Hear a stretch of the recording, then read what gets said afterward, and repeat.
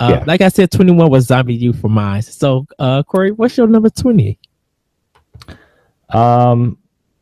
My number 20 is Rayman Legends. I think Good, yes, good I think choice. not as great as the Mario games for sure, but definitely awesome display of Ubisoft using that UB art engine. And you know, the way that game is that game does a lot of cool things with music, and when you platforming to the beats of the music, and trying to pull off different things to the beats of music. And that not every level is like that, but a lot of levels are like that. And it's cool when you feel really good because you're playing to the beat of the music and you're pulling off cool things to the beat of the music, and it just, the sense you get in your stomach is like, oh man, this is awesome. It's awesome. I love it. Yes, I love it so much. So that's my number 20 game. And my number 20 is one of your honorable mentions again, Lego City Undercover. Just like you said, open world GTA style, very comedic. It's like people, I completely forgot all about that game when it sold out, and when they brought it as a Nintendo Select and even announced it for the other systems. I was like, oh yeah, that is right. This game, like Nintendo and the folks who make the Lego get Tale name. Traveler's Tales. Traveler's Tales, yeah. I was about to say Tales. Traveler's Tales, like coming together to make this game, because a lot of people don't realize that the Lego games always sell better on Nintendo platforms. So this was a smart business move on Nintendo and Traveler's Tales' part of making that game as firstly exclusive to that system.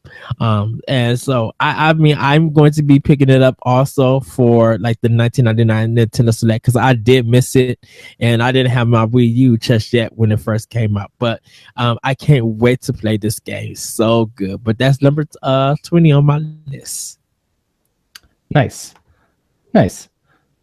So my number 19 game, I know when I go back to it and play it and actually finish it, it's going to be higher on my list. But Tokyo Mirage Sessions Sharp FE is a beautiful game. And I liked Persona a lot on the Vita. Persona 4 Golden, and this game does a lot of similar things that Persona does, but it also puts Fire Emblem in there, and the music is just so upbeat. The music is so upbeat and cheerful, and just like, it just makes you happy listening to the music and playing the game. And oh my gosh, I wish I would have stuck with it the first time, but I'm going to play it as soon as I'm done with Final Fantasy 15. Tokyo Mirage Sessions and Twilight Princess are next on my list. I told you I'm keeping a gaming journal, and it's so I can keep track of the games I played this year and what I did in them. And, even on future shows, it'll create talking points for me. And so kind of like my Destiny kind of journal. Yeah. And that's that game. Oh my gosh, I don't know how to tell you how happy that game makes me when I see it. You cannot before, because it's on my list, and I'm going to really get into that when I get to it. Watch, if you do not believe us, watch the trailers. Yeah. When Corey talks about the music and the art style, those trailers are proving you right. Like, you have to watch it, because I even went on Twitter and was asking some people. I'm just like, are these real songs from an artist or anything? Because I really want the soundtrack to Tokyo Mirage Session. Like, it's that good. Yeah, it's good. You need to watch trailers. You need to watch if you can find some let's plays that haven't been flagged by Nintendo. You need to watch them if you like JRPGs at all. and own a Wii U, you need to play this game. Yeah. It's oh man, I need to get back to that game. Just talking about it makes me want to get back to that game. So that was my number 19 game. My number 19 is actually now a pack-in, or you could buy it for $60 still.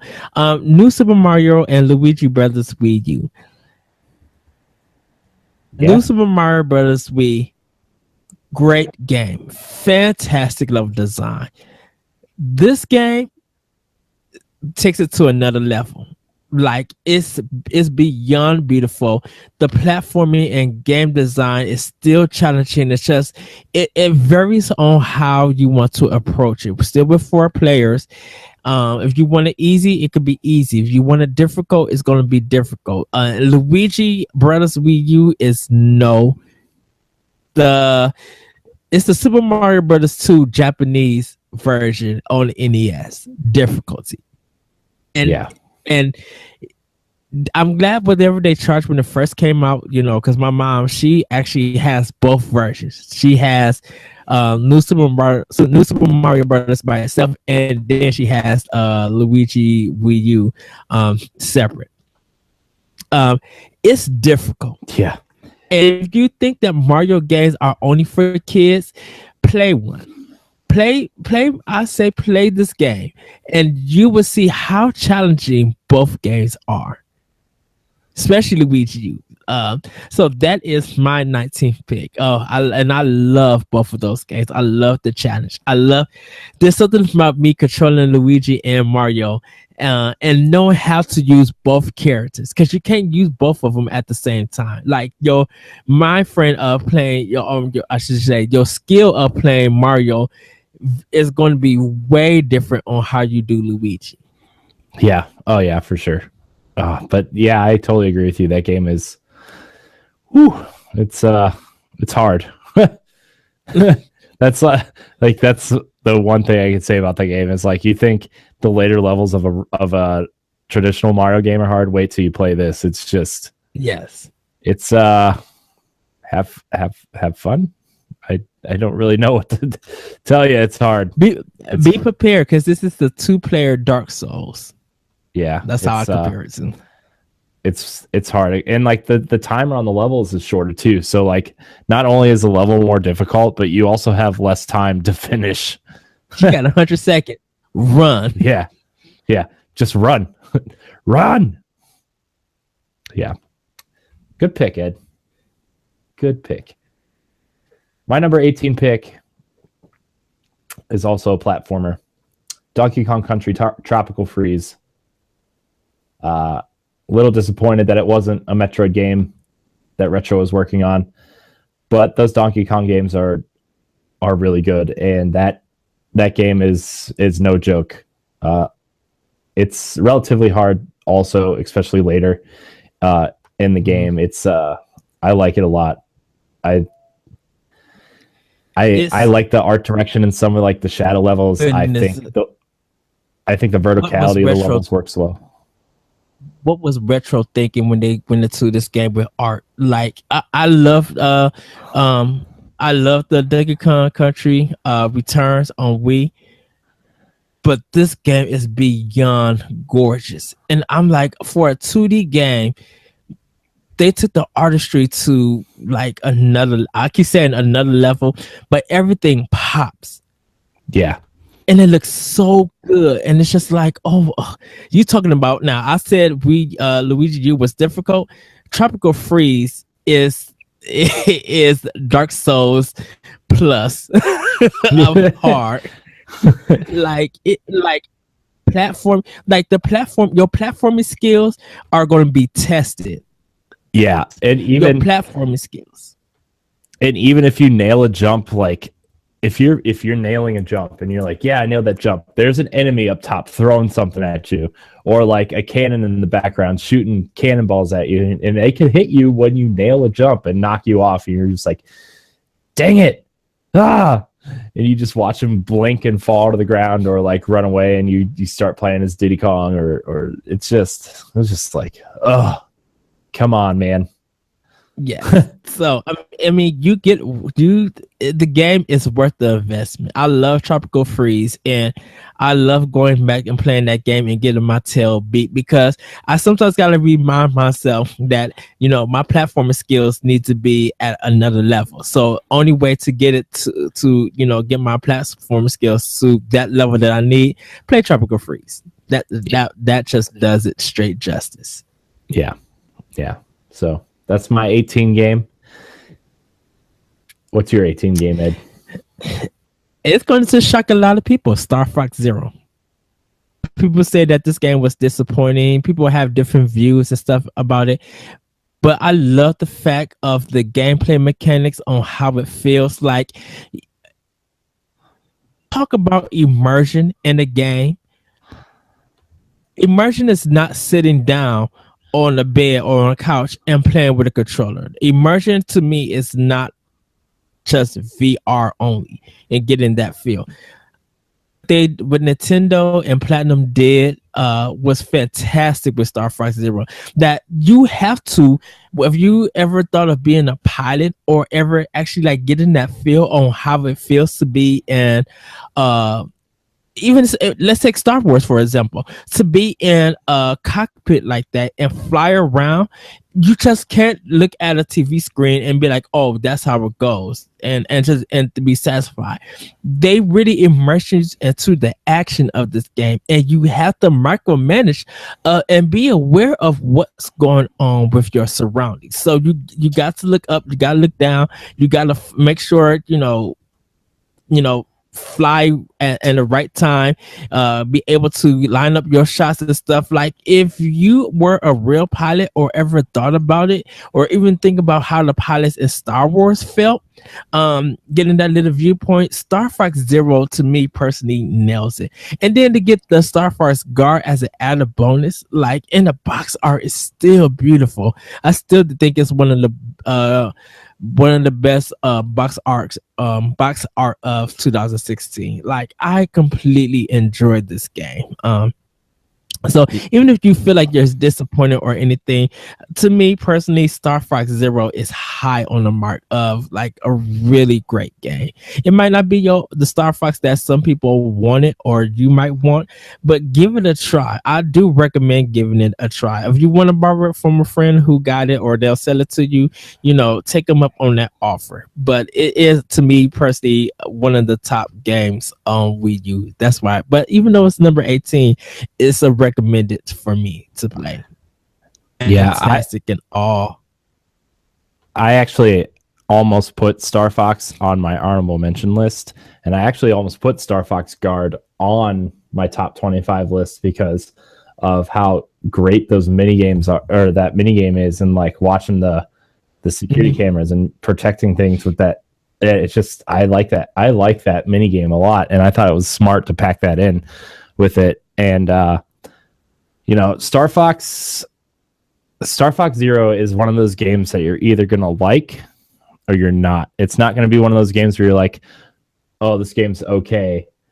I feel like, the stuff they did with the gamepad, like the motion control stuff was not preferable, but I liked the ideas they had, and I liked that they were really, really going for that N64 nostalgia that everybody wanted them to do in the first place, which is why I think that I like that game a lot, is because like it wasn't Star Fox Adventures, it wasn't Assault, it was Star Fox 64, but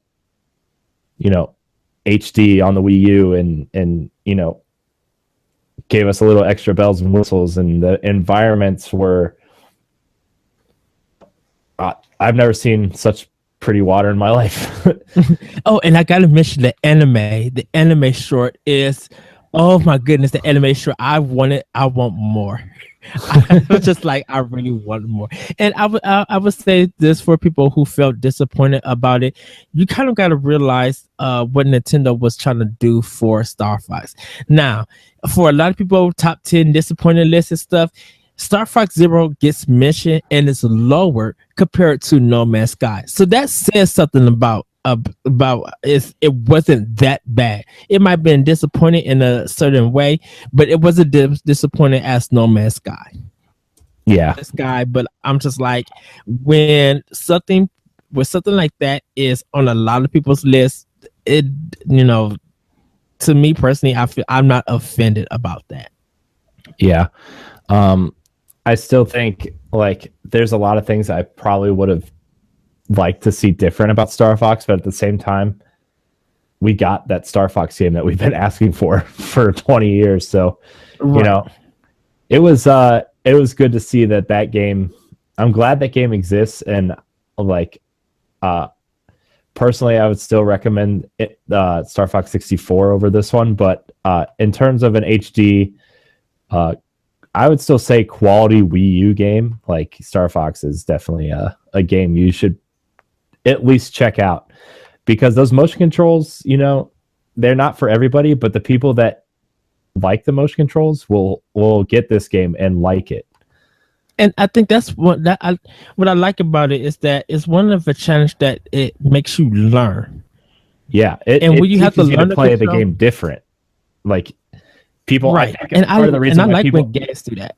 I think part of the reason why people don't like Star Fox Zero is because it teaches them to do something different than what they already know, which is, the ship will shoot in the direction that you're flying.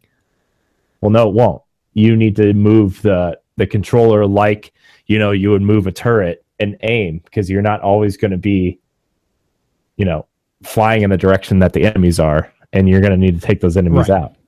So I think that's part of the reason why people dislike Star Fox, is because it changed the way they knew what Star Fox felt like. Yes. But good pick. So what's your number 17? Good discussion on Star Fox. I like that. I'm glad we had that discussion. I liked it. My number 17 game, I played this game on 3DS, but it's also on Wii U. Mighty Switch Force. I was going to put that one too. I like that game a lot. I think that game has a lot of character. I think it has a lot of charm. Even when you boot it up, it's just like funny. Yeah, it's hilarious, and I think that game just deserves to be played, and it's fun. And I know a lot of people are like Mutant Mudds and SteamWorld Dig and all these other indie games, but Mighty Switch Force, I feel like, was a game that didn't get enough love, and I think people should be playing it. And even if you don't have a Wii U and you have a 3DS, you should play it there. It's so good. You have it for Wii U. I have one there too on Wii U, and I enjoyed them. Yeah, I have 1 and 2 on Wii U and 3DS. Because, nice. I want to play my Nintendo games on the go. Maybe Nintendo should watch this episode and make their next console a game that you can play on your TV and on the go. Are you talking about another 3DS? No, I'm talking about the Switch. Oh, Corey, what? We have from the time of this recording, we have 11 days. Oh, I know, Thursday. Dude. That day, inside info for you guys watching this current episode. That day, we need to do a live. We should do a live POW block during. Like, we should. What I think I'm going to do is set up OBS so we can Twitch stream it from the DNA Twitch page. Which I'll get that all set up and look real pretty and stuff. But we should do a live reactions. Like, we should react to the conference, and then as soon as that's over, we should do a reacts to the conference. Yeah, I know definitely for me, it's all day podcasting, like everywhere. I will be like, for any show that needs another person, let me be on it so I can discuss the Nintendo Switch and like literally nerd out. That week, you're going to have to be on POW Block. You're going to have to come on NGR the following week. You're going to have to...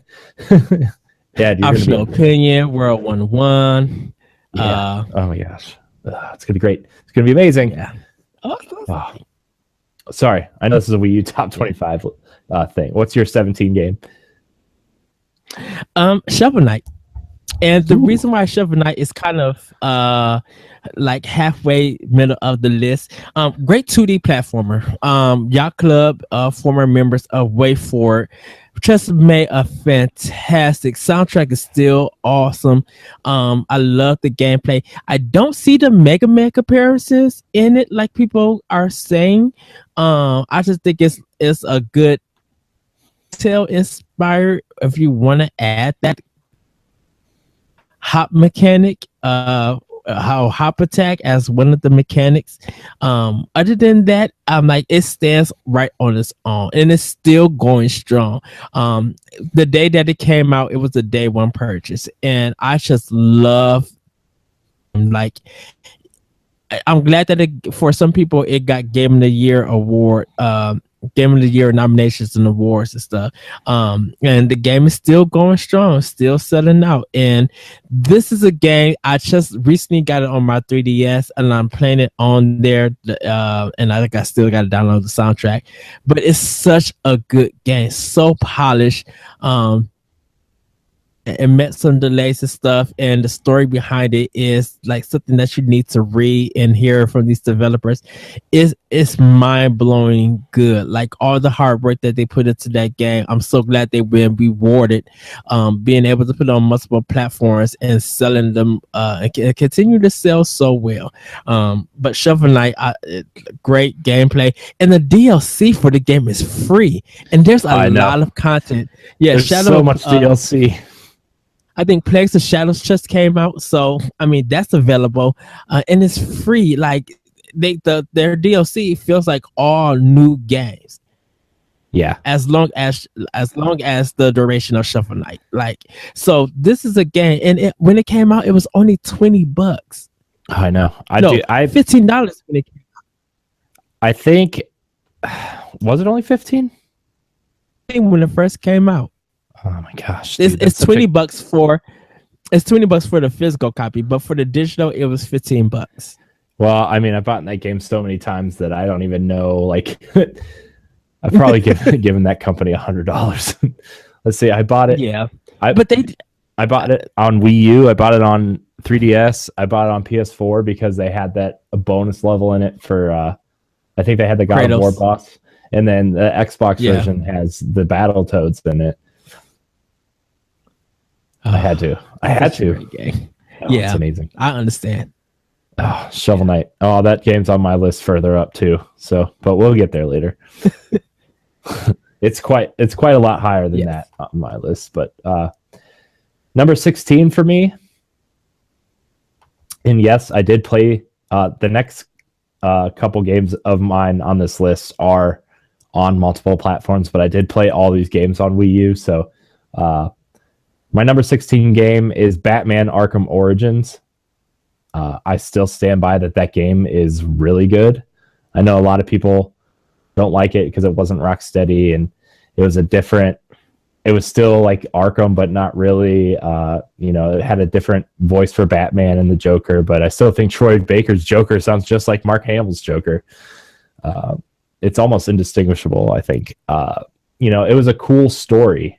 It was just a cool story and a cool game, and it did what I think City failed to do and created the Arkham Asylum small space Metroid-y feel in an open world, but it did it smartly where, like, it had the open sewers underneath that you needed specific keys to get to the next area. The whole city wasn't open to you at the beginning. You had to complete different challenges and different missions and fight different bosses to open up other parts of the city. And then the whole Bane sequence in that game, that boss fight was amazing. The Deathstroke fight was amazing. It was a cool game, and I think that game deserves a lot more credit than it does. And it's actually right now, it's my second favorite of the Arkham games behind Asylum. I think that game is really strong. I think it's really good. So that's my number 16. I do have that game. I just need to. I think I'm gonna restart it. and be more committed to it. Because I was playing it and I'm just like, oh, this is okay. But I think you just like kind of won me over to really give it more time. Yeah, it took me a little bit to get into it too. That beginning is kind of slow, but that there's this point about 2-ish hours into the game where you go to fight Deathstroke, and you're in this it's like some kind of factory, I think, and you're going through, and you hear him but you don't know it's him, and then you go through, and Black Mask is taunting you as well, and Black Mask has because at this point you don't know it's a Joker story, and you're going through and he's taunting you, and you find out that there's 9 assassins out to kill Batman, and one of them is Deathstroke, and you're out searching for Black Mask in this factory, and towards the end of the level you find out that Deathstroke's there, and he shuts down all the gates and stuff, and there's just this spotlight in this arena, and you have to fight him. And the fighting mechanic, like, it doesn't sound cool, but the way you fight literally changes for this one fight, and you have to learn how to a whole new control scheme to fight him, because he's powerful, he's got swords, he can kill you pretty quickly, and you have to learn this whole new control scheme while fighting the super powerful enemy, and it's cool. I think that fight is a standout in the Arkham series, and I don't think that game gets enough credit. So good. I need to play it then. I have, like I said, I have it for Wii U. I just need to spend more time with it. Yeah. And I did a lot of the Riddler trophies just playing on the gamepad while I was watching TV too. Like, that's a good game too. Like, it has a lot of you want to play it on the TV for like big epic moments, but if you're just solving some of the Riddler trophies, like, it's a good game that you can just sit and watch TV and play it on your gamepad. Yeah. Cool. So. Nice. Well, my number 16, I played this originally on PS3, but I love that this version did come out to Wii U, and it's Guacamelee Champion Edition. Mixing Metroid with Lucha or whatever, Lucha, whatever it is. The Lucha Libre, the wrestling stuff. Lucha Libre, yeah, the wrestling thing. I don't know if people like it's such a fantastic game, in the Championship Edition. It's like kind of the definitive version. It's still so good. I love how they play they pay homage to Nintendo with some of the games. Like, they have one of the Super Ombre brothers, and it looks like Mario. It's so funny, turn into that chicken. It's just running real fast. Like, the game is funny, but it's so cool and well designed. Love the story and art. But yeah, Guacamelee Champion Edition is my number 16. I do recommend everybody to do get it. I haven't played Server yet. I know that's another game from Drinkbox Studio that's on Wii U. But I'll hopefully get to it soon. Hopefully pick that one up too, because they said that one was good too. But Guacamelee Championship Edition is my number 16.